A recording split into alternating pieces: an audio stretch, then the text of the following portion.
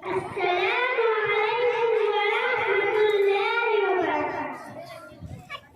सल्लल्लाहु अलैहि वसल्लम के कुल कितने चचा थे और उन सबों के नाम क्या हैं?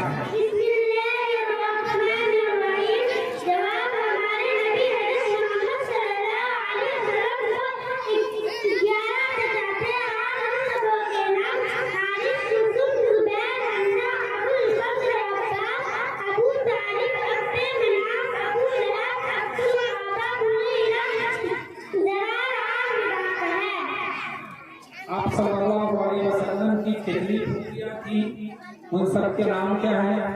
जवाब हमारे नबी हज़रत मोहम्मद सल्लल्लाहु अलैहि वसल्लम को 6 फूफियां थी। आप उन सबों के नाम हज़रत सफिया रज़ियल्लाहु अन्हा, आसिफा, आलवा, उमैना,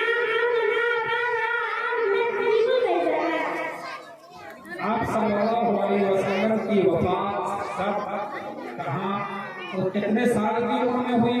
जवाब